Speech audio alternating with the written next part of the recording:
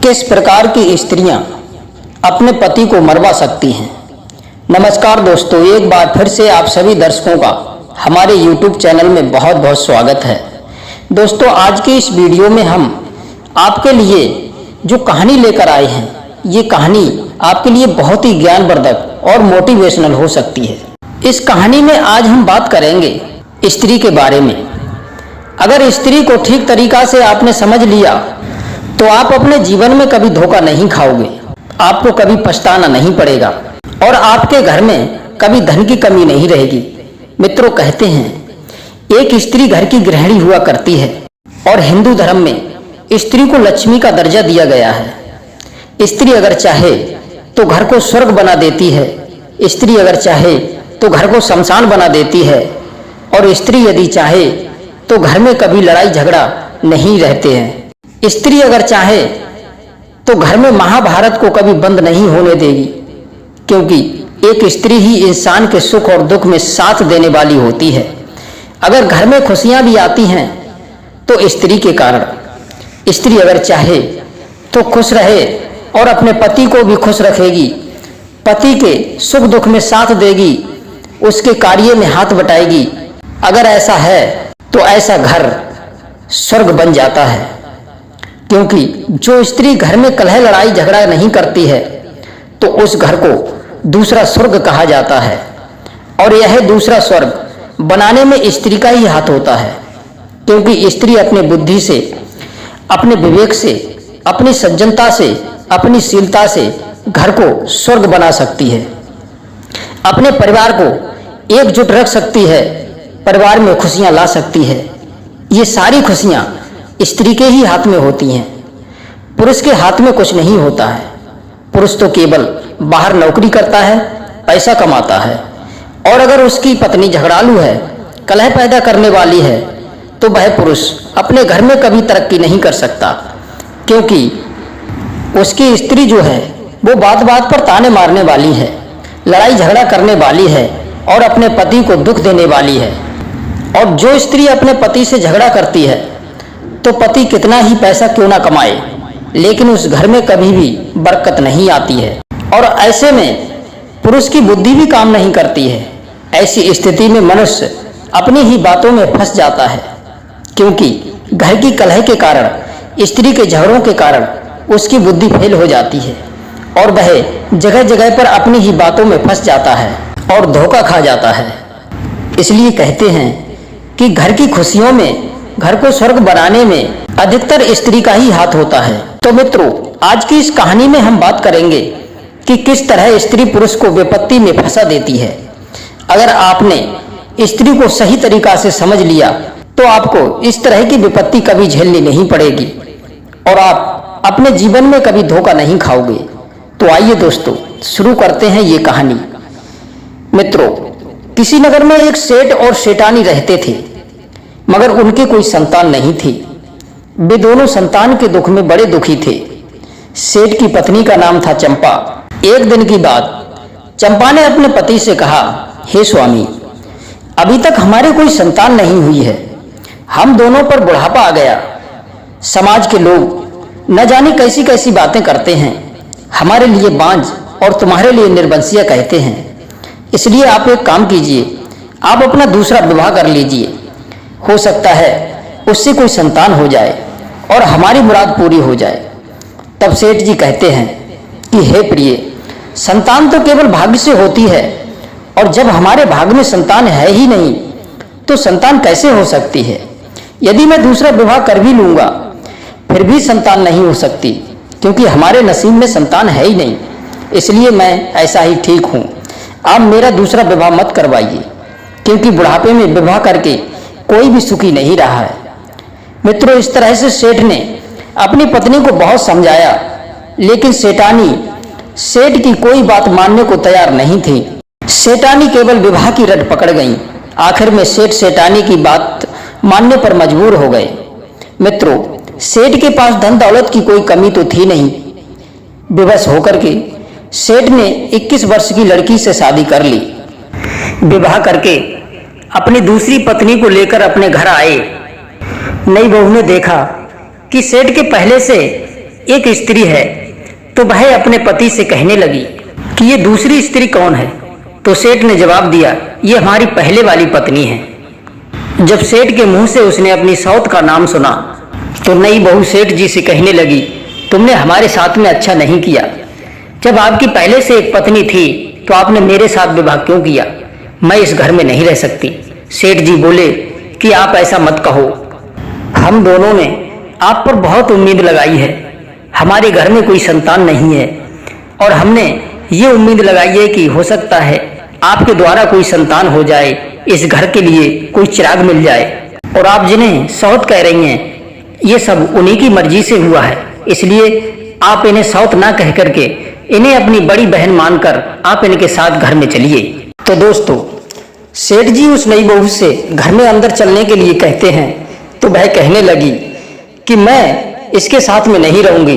अगर मुझे इस घर में रखना है तो मुझे एक कमरा अलग खाली कर दो। नई बहू के मुंह से इस तरह की बातें सुनकर के सेठ जी कहने लगे कि हे प्रिय, मेरी पत्नी वृद्ध है और वह गुणवान भी है। अगर तुम उसके साथ में मिलकर के रहोगी तो तुम काफी सुख पाओगी, तुम्हें कभी किसी प्रकार की कोई समस्या नहीं होने देगी।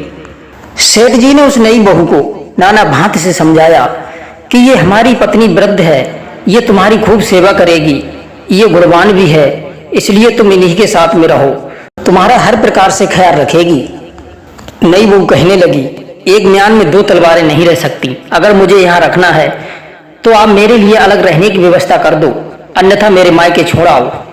नई बहू के मुख से इस तरह की बातें सुनकर के वृद्ध पत्नी कहने लगी, हे स्वामी, जब वो ऐसा कह रही है तो उसके लिए रहने के लिए अलग व्यवस्था कर दो। मित्रों, सेठ जी ने वैसा ही किया, उसके लिए एक अलग मकान खाली करवा दिया और वह उसमें रहने लगी।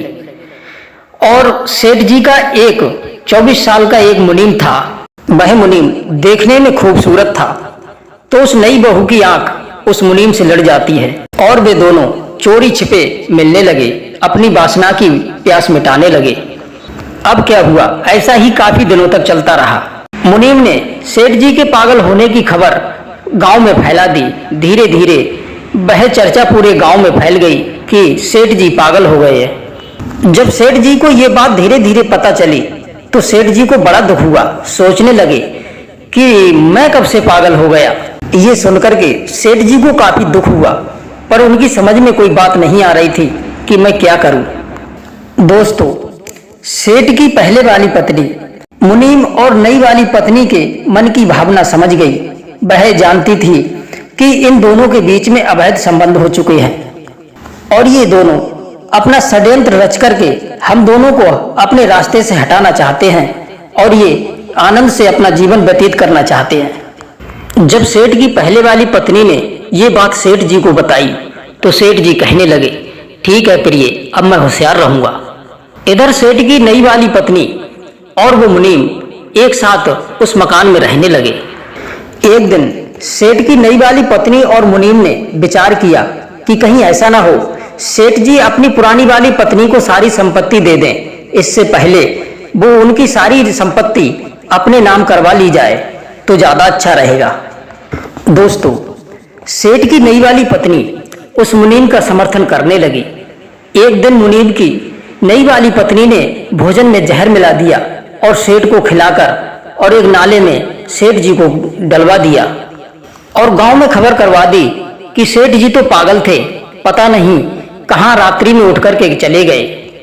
यह खबर सुनकर के गांव वालों को बड़ा दुख हुआ और सेठ की पहले वाली पत्नी तो रो रो करके बुरा हाल हो गया। एक दिन मुनीम ने सेठ के कपड़े लेकर उन पर खून लगा दिया और एक हड्डियों का पंजर लेकर पूरे मोहल्ले में खबर उड़ा दी कि सेठ जी एक घने जंगल में चले गए थे, जिन्हें शेर ने मार करके खा लिया और उनके अस्थियां और खून से सने हुए कपड़े मिले हैं। तो गांव वालों ने उन अस्थियों और कपड़ों का ही दाह संस्कार कर दिया। अब सेठ की नई वाली पत्नी और मुनीम दोनों ही निडर होकर के पति पत्नी के रूप में उस मकान में रहने लगे और सेठ की पहले वाली पत्नी को दुख पहुंचाने लगे। जब गांव के लोगों ने सेठ की पहली पत्नी से पूछा कि ये क्या माजरा है, तो सेठ की पहले वाली पत्नी कहने लगी कि मैं सेठ की पत्नी हूँ और सेठ की सारी संपत्ति की मालिक हूँ। मुझे सेठ की मृत्यु में कई लोगों का षड्यंत्र मालूम पड़ता है। सेठ की पहले वाली पत्नी के मुख से इस तरह की बातें सुनकर मुनीम और सेठ की पहली पत्नी ने विचार किया कि अभी अभी मामला ताजा है, इसलिए इसे थोड़े दिन तो सुख में रखना चाहिए, जिससे ये सेठ को भूल जाए। इसके बाद इसका भी इंतजाम कर देंगे। मित्रों, इस तरह से सेठ की नई पत्नी ने बनावटी प्यार दिखा करके उस पहले वाली पत्नी को अपनी बातों में फुसला लिया और कहने लगी, तुम मेरी बड़ी बहन हो, मैंने बड़ी भूल की है तुम्हें कष्ट दे करके। मित्रों, उधर क्या हुआ, जिस नाले में सेठ को जहर खिला करके फेंका गया था, उसी नाले के किनारे कुछ दूरी पर चलकर एक महात्मा जी की कुटिया थी। तो महात्मा ने उन सेठ की लाश को निकलवा लिया। जब देखा कि ये सेठ मरा नहीं है, किसी ने जहर खिला करके इसे नाले में डाल दिया है, तो महात्मा जी ने अपनी जड़ी बूटियों से उसका उपचार किया तो विष का प्रभाव कम हो गया और सेठ जी स्वस्थ हो गए। सेठ जी महात्मा के शिष्य बनकर के उसी आश्रम पर रहने लगे और वहीं रह करके भगवान का भजन करने लगे और इस समाज से घृणा करके अपने घर जाना छोड़ दिया। दोस्तों, उधर मुनीम सेठ की नई पत्नी के साथ में आनंद से रह रहा था। एक दिन मुनीम और सेठ की नई वाली पत्नी ने उस पहली वाली पत्नी को भी विष देकर उस नाले में फेंक दिया और नगर में खबर करवा दी कि सेठ की मृत्यु से दुखी होकर के उनकी पत्नी भी न जाने कहां चली गई। जब यह बात नगर वालों ने सुनी तो उन्हें काफी दुख हुआ, पर करते तो क्या करते। उधर सेठ की पत्नी की लाश बहती हुई नाले में और उसी महात्मा की कुटिया के पास पहुंच गई। महात्मा ने उस वृद्ध महिला की भी लाश निकाल करके जड़ी बूटियों से उसका उपचार किया। जब उसे होश आया तो सेठ ने अपनी पत्नी को पहचान लिया। यह सब देख करके महात्मा भी बड़े प्रसन्न हुए। तो महात्मा ने उन सेठ और सेठानी को अपने पास ही रख लिया। तब महात्मा ने उन दोनों से कहा कि आप कुछ दिन यहाँ रह करके भगवान का भजन करें, कुछ दिनों के बाद में मैं आपको आपके महल लेकर के खुद चलूंगा। पति पत्नी दोनों ने महात्मा की बात का पालन किया। इधर मुनीम ने सोचा कि सेठ और सेठ की पहले वाली पत्नी मर चुके हैं और ये बात सेठ की नई वाली पत्नी को पता है कि मैंने ही उन्हें मारा है। अगर इसे भी मरवा दिया जाए तो इस सारी जायदाद का मैं अकेला ही मालिक बन जाऊंगा। तो उस मुनीम ने सेठ की नई वाली पत्नी को भी चाकुओं से गोद कर मार डाला और गड्ढा खोद करके उसे गाड़ दिया। दोस्तों, उधर महात्मा जी सेठ और सेठानी को लेकर के एक दिन उन्हीं के महल पर आए। जब गांव वालों ने ये सब नजारा देखा तो सेठ और सेठानी ने सारा हाल गांव वालों को बता दिया। गांव वाले ने उस मुनीम को मार मार करके उसे मौत के घाट उतार दिया। दोस्तों, इस तरह से फिर से उन सेठ और सेठानी को उनकी जायदाद का मालिक बना दिया और उनका खूब सम्मान किया। इस तरह से मित्रों, ऐसी स्त्रियां जिस घर में आ जाती हैं तो वो स्वर्ग जैसे घर को नरक बना देती हैं, और यदि पत्नी गुणवान हो, चरित्रवान हो तो स्वर्ग जैसे घर को नरक बना देती हैं। मित्रों, उम्मीद करते हैं आपको ये कहानी जरूर पसंद आई होगी, तो कहानी को लाइक और शेयर अवश्य करें। आप सभी दर्शकों का बहुत बहुत धन्यवाद। जय श्री कृष्णा, जय श्री राधे।